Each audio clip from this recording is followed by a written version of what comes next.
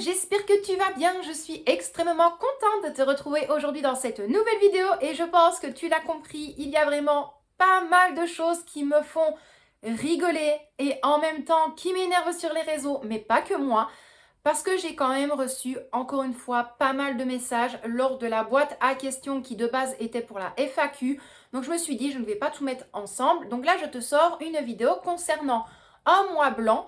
Pas spécialement mon mois blanc, mais parler du mois blanc en général. Alors, j'ai reçu dans un premier temps un message où on me disait, écoute Letty, des fois c'est bien beau lorsque l'on vous voit programmer des mois blancs sur les réseaux, que ce soit sur YouTube, Instagram, X, Facebook, peu importe, mais on ne voit pas tout. Et c'est vrai que ça, c'est quelque chose qui, moi, me chiffonne des fois un petit peu. C'est que on va te dire, voilà, je vais diviser par exemple mon budget course par 2 ou je vais le diminuer d'autant. On te donne le menu, mais on ne va pas spécialement te montrer même une photo des courses. On ne va pas spécialement te montrer une photo avec le ticket de caisse parce que ça, on peut très bien mettre un montant comme ça. Et en même temps, on ne va absolument pas te faire des recettes en vidéo, en post, en photo, peu importe. Et ça, c'est vrai, je trouve, moi en tout cas, pour ma part, c'est vraiment ce qui me manque lorsque, soit la catégorie des budgéteurs en général sur YouTube ou sur les autres plateformes, c'est vraiment quelque chose qui manque pour aider la communauté à essayer d'ouvrir un petit peu plus les yeux et de se dire, oui, finalement, avec un plus petit budget, on peut quand même faire de bons plats. Moi, je prends l'exemple, la dernière fois, j'avais quand même sorti la vidéo où j'avais que 60 € de budget pour 3 personnes. Alors, il est vrai que cette vidéo-là, elle a quand même fait énormément de buzz, entre guillemets, mais c'était pas du tout mensonger. J'avais vraiment 60 € pour 3 personnes. Malgré tout, tu as eu les sessions de batch cooking pendant 3 jours. J'ai pu faire à manger, j'ai pu avoir des goûters, j'ai pu avoir des pâtisseries. Donc voilà, mais il faut absolument optimiser le tout.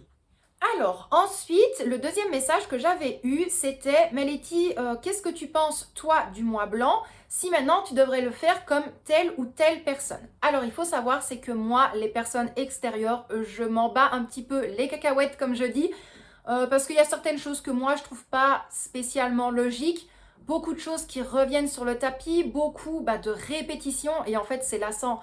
Alors que ça fasse une année, ok, mais 1 an, 2 ans, 3 ans, c'est de la répétition et répétition et en fait, il n'y a rien qui change dans le sujet. Et moi, par rapport au mois blanc, si maintenant je devrais vraiment me comparer aux autres personnes, eh bien, c'est pas du tout comparable. Voilà, si je devrais faire une réponse simple, c'est pas du tout comparable parce que pour moi, un mois blanc, alors je sais qu'on va me dire oui, mais t'es dans l'exagération, peut-être. Mais un mois blanc, c'est le mois vraiment où tu vas essayer de faire un maximum d'économies. Si maintenant tu as un électro qui a lâché et que tu souhaites justement avoir un petit peu plus de bénéfices pour pouvoir te le payer. Également diminuer au niveau du budget course. Mais pour moi, la catégorie qui ne doit absolument pas être présente, que ce soit dans les enveloppes ou sur le compte bancaire, c'est vraiment tout ce qui va être plaisir de soi, prendre soin de soi. Voilà, toutes des choses comme ça, pour moi, je trouve que c'est des dépenses inutiles. On pourrait très bien attendre un mois supplémentaire. Un mois, c'est pas la mort. Il y a des fois des gens, de toute façon, ils ne peuvent pas se faire plaisir pendant des mois et des mois. Ils sont pas morts pour autant. Ils sont pas tristes non plus. C'est pas pour ça qu'ils vont forcément aller faire un craquage dans un magasin. Pareil, magasin, Action, La Foire Fouille, BIM, peu importe, tous des magasins comme ça. Pareil, c'est des magasins, je trouve, à vraiment éviter. Alors, à éviter si on n'en a absolument pas besoin. Maintenant, je prends l'exemple des fois avec ma petite Rawette, comme je dis, où elle va vraiment attendre le dernier jour pour me dire « Maman, je n'ai pas de roll-on, donc du Tipex, pour aller à l'école. » C'est le style de ma fille. Donc là, plutôt que d'aller à la papeterie qui est juste en face de chez nous, où là tu vas le payer 9 €, oui, je vais lui prendre en dépannage un de chez Action. Donc ce que je prévois à ce moment-là, ce n'est pas une enveloppe autre dépense, ce n'est pas une enveloppe plaisir, pas du tout. Ce sera par rapport à la catégorie école. Comme ça, je sais que cet argent-là, ça va vraiment servir pour ça. Mais sinon, des sorties payantes, que ce soit restaurant, que ce soit aller se boire un verre, un cinéma, peu importe, tout ça, c'est non. Il y a énormément de choses gratuites. Tu peux même justement profiter un petit peu de la nature, vraiment profiter des choses essentielles de base sans forcément dépenser de l'argent. Parce qu'il est vrai, et je le vois de plus en plus, plus les années avancent, plus les gens sont amenés à dépenser. Je le sais que la vie est chère, je m'en rends compte également, mais il faut vraiment essayer de se recentrer sur l'essentiel. Nous, nos parents, nos grands-parents, ils avaient quand même beaucoup plus difficile que nous pour la plupart, mais ils essayaient de faire avec ce qu'ils avaient. Moi, je me rappelle, on passait des journées entières dans le jardin, on profitait, on était en famille, et c'est pas pour autant qu'on dépensait de l'argent. Je trouve que maintenant, le pseudo, entre guillemets, terme de profiter et de se faire plaisir, c'est dépenser. Et pour moi, ça, c'est pas du tout quelque chose de nécessaire. Donc non, malheureusement, je pourrais pas du tout me comparer à la sphère budgétaire du mois blanc parce qu'il y a énormément de catégories de personnes qui, moi, ça ne me convient absolument pas. Où c'est dans l'exagération des fois pour beaucoup. Et c'est pas mon train de vie en fait. Je n'ai jamais aimé vivre, entre guillemets, sur le dos de mon mari, profiter justement parce qu'il a un plus gros salaire, se dire écoute, moi je reprends ça parce qu'il y a ça, mais toi tu ne peux pas parce que je veux ça. Non, moi c'est vraiment des choses que ça je ne saurais absolument pas faire. Donc voilà, je ne peux absolument pas me comparer aux autres personnes. Ensuite, j'avais également reçu comme message: oui mais Letty, il est vrai que de base, un mois blanc, c'est un mois sans dépenses. Alors, il est vrai que ça, je suis à 70% contre. Ce que je veux dire par là, tu vas me dire c'est quand même énorme. Oui, parce que je suis la première à avoir un stock et j'ai pas attendu qu'il y ait une pandémie ou autre pour remplir un stock et après dire mais moi un stock je n'en fais pas, ça sert à rien. Non, non, non. Moi je suis toujours restée dans mes objectifs. D'ailleurs ceux qui me suivent sur Facebook, il y a des fois où je repartage des anciens posts et je ne change absolument pas de discours. En fait, je reste vraiment sur mon opinion. Donc voilà par rapport à ça. Mais pourquoi est-ce que je suis 70% contre? C'est que si tu as un stock, c'est beau, c'est bien, c'est l'avantage. Mais maintenant, tu as peut-être mis de côté pendant plusieurs mois pour remplir ton stock et là, sur un mois, tu vas devoir taper totalement dans le stock que tu as et après, il va falloir quand même refaire ton stock petit à petit. Donc, faire un mois blanc complet, un mois blanc à proprement parlant, ce qui veut dire zéro dépense, pour moi, c'est vraiment de l'excès. C'est vraiment de 1, 2, 3, c'est vraiment hyper excessif. J'ai voulu mélanger les deux mots en même temps. Moi, je prends l'exemple, par exemple, d'ici à la maison. Parce que j'entends souvent des petites phrases où on dit oui, mais voilà, il faut ça dans le frigo, il faut ça. Donc moi, je demande vraiment à voir le frigo des gens parce qu'à ce moment-là, ils n'ont rien. Tu ne peux pas te permettre déjà de parler de ces gens-là parce que tu n'as pas du tout le même mode de vie. Donc je trouve que chacun devrait déjà rester à leur place par rapport à ça, ou peut-être se remettre en question. Mais moi maintenant, si je devrais faire la comparaison avec Victoria, au niveau charcuterie, ben voilà, là ça passe maintenant, où elle n'en mange presque plus du tout. Donc sur un mois complet, il y aurait peut-être un paquet et demi de saucissons de jambon. Et c'est tout. Donc je ne pourrais pas spécialement dire je vais prévoir un gros budget pour ça. Le pain, c'est la même chose. Ça va être sur un coup de tête, mais là, elle repart dans sa phase où elle veut des pâtes, où elle veut des plats que je fais à la maison. C'est pas plus mal. Au moins, je sais qu'elle aura de quoi bien tenir la journée par rapport à son alimentation. Pareil, pour tout ce qui va être crème dessert et yaourt, on n'est pas, nous, spécialement à prendre un yaourt en dessert, à manger un morceau de fromage ou autre. Pas du tout. Déjà parce que ça, il n'y aurait que moi, parce que Victoria, elle n'aime pas spécialement. Elle a ses yaourts aux fruits à elle. Michel, lui, par contre, pour tout ça, bah, c'est non, non, non. Voilà, lui, c'est vraiment, je pense, plus en été, où il prend des wakos, fait de oikos, bref, t'as compris, les yaourts grecs. Mais sinon, non, moi, je reste vraiment dans la débrouille, ce qui veut dire, je ferme mes crèmes à la vanille maison. Là, ici, je vais essayer de regarder pour faire des yaourts maison, mais encore une fois, à la débrouille. Je vais essayer une recette au cookéo. Enfin, une recette au cookéo. Les mettre dedans, enfin voilà. Je vais essayer d'abord pour voir si ça va. Mais je ne peux pas non plus, imaginons, diviser quand même mon budget par deux. Je ne pourrais pas, pourquoi? Parce que il faut quand même certaines choses au niveau base alimentaire. Là, par exemple, je vais prendre l'exemple des pâtes. Ben, je les rachète quand même au compte-gouttes. Mais là, ça commence à être vraiment bien vide. Au niveau des conserves, les concentrés de tomates, ça, je suis déjà bien avancée.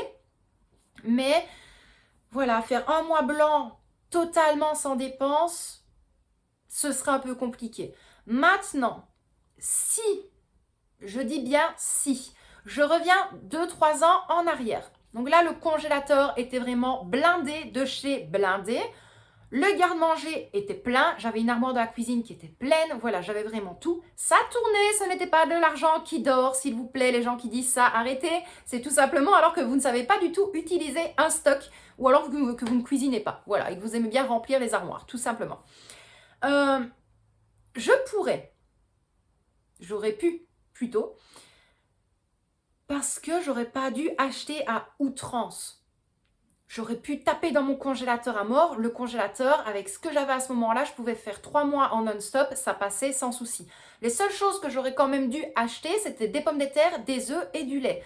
Donc tu vois, malgré tout, tu ne peux pas te permettre de faire un mois totalement blanc sans dépenses parce que ça, c'est totalement impossible. Donc voilà vraiment concernant mon avis sur un mois totalement blanc. Vraiment, le mois blanc, comme on en entend parler depuis des années, c'est vraiment celui sans aucune dépense. Donc ça malheureusement, c'est pas pour moi parce que je dois quand même faire 30% de dépenses au niveau de mon salaire, enfin au niveau de nos revenus pour des courses. Ensuite, une autre question que j'ai eue, c'était Laetitia, par rapport justement aux semaines blanches, comment est-ce que toi tu préfères procéder? Est-ce que tu préfères procéder au niveau d'un mois complet mais tu divises ton budget course par 2? Ou alors, est-ce que tu préfères faire une semaine en début et à la fin du mois, ou alors 2 semaines consécutives? Est-ce que tu as un mois préférable pour faire un mois blanc? Ça, encore une fois, c'est à voir vraiment en fonction de vous, en fonction des revenus, en fonction des vacances scolaires également, en fonction un petit peu de tout, en fonction des anniversaires, des fêtes, voilà, parce qu'il y a plusieurs choses qui peuvent jouer et qui peuvent totalement exploser ton mois blanc. Moi, je serais plus dans l'optique, si maintenant tu refais un budget vraiment total en début d'année, c'est peut-être le mois de février. Pourquoi le mois de février? Parce que, on dit toujours, le mois de janvier, c'est un peu un mois tampon, comme je dis, donc c'est un mois d'essai et on reprend vraiment la nouvelle année au mois de février. Déjà pour ça, mais surtout parce que c'est un plus petit mois. C'est vraiment un plus petit mois. Maintenant, le seul petit souci, c'est qu'au niveau des vacances scolaires, il y a quand même une semaine au mois de février où il y a des vacances scolaires. Donc, soit maintenant, tu te fais une semaine où tu en as envie pendant le mois de février, ou tu prends les 2 premières semaines du mois, ou alors tu prends uniquement la 3e semaine, ou alors tu fais 3 semaines, enfin voilà. Mais tu essayes vraiment de bien te focaliser par rapport aux différents mois de l'année. Ensuite, si moi, je devrais vraiment prendre le mois parfait, entre guillemets, pour faire un mois blanc à 50% de dépenses, je pense qu'à ce moment-là, ce serait plus le mois de mai. Entre le mois de mai et le mois de juin. Voilà, ça va varier, on va être un petit peu à cheval sur ces 2 mois-là. Le mois de janvier, c'est bien par rapport à moi en tout cas, parce qu'on a dû quand même faire un petit peu plus attention au niveau des dépenses et au niveau des revenus. Le mois de février, ici tu l'as vu, on a quand même eu pour 170 € de courses, donc je ne peux pas me permettre de faire un mois blanc. Voilà, donc là ça risquerait d'être un petit peu compliqué. Mais maintenant, oui, entre le mois de mai et le mois de juin, je sais que je pourrais faire un mois totalement pseudo-blanc. Donc ce qui veut dire, moi, c'est 50% de dépenses. Voilà, c'est uniquement pour ça. Ensuite, comme je te le dis et je sais, je me répète, mais c'est vraiment à faire en fonction de toi. Si maintenant tu vas décider, et là je sais que j'apprends rien à personne, mais de faire un mois blanc au mois de décembre, ça risque d'être compliqué parce qu'il y a les congés scolaires, il y a les fêtes de fin d'année.